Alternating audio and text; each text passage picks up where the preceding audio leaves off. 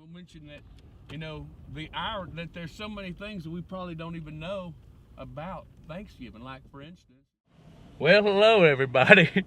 Welcome back. I was just driving along thinking, you know what, I bet you everybody needs to know a little bit more about Thanksgiving. So here's what we're going to do. We're going to go on a cruise through history, talking about the real meaning of Thanksgiving. Now, you might all know the story about in 1621 when the Pilgrims and the Wampanoag Indians celebrated the first ever Thanksgiving. But you know what's crazy about that first turkey day? Is they didn't eat any turkey. In fact, they didn't have turkey, they didn't have pumpkin pie, they didn't have potatoes. Those weren't introduced into the New England area for years after that. So what they did have was like oysters and lobster, and they had venison and corn, all stuff like that.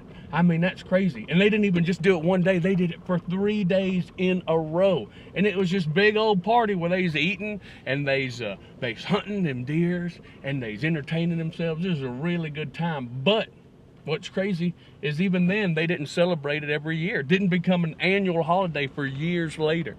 Now then we had the George Washington, our first president, who had instituted a National Day of Giving Thanks in 1789. But even then it didn't catch on. It wasn't until 1863, in the midst of the Civil War, when President Abraham Lincoln established the National Day of Thanksgiving in November. And we've been celebrating it ever since then, with a couple hiccups, like for instance, FDR tried to move it forward a week, but then 2 years later, because everybody got all ticked off, he's like, that's it, we'll move it back, and he made it the fourth Thursday of every November, which is awesome.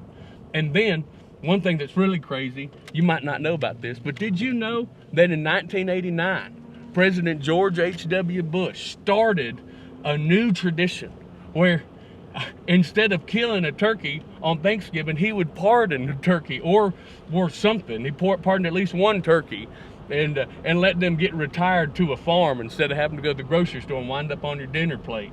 And so then every president since then on the Thanksgiving has pardoned at least a turkey, sometimes more. Isn't that crazy? So there we have it, folks. This here's some little known facts about Thanksgiving. And, you know, we do this as our commitment to your education. So, everybody from here at Snowbird Outfitters, we'd like to wish you and yourns a happy Thanksgiving. See you soon.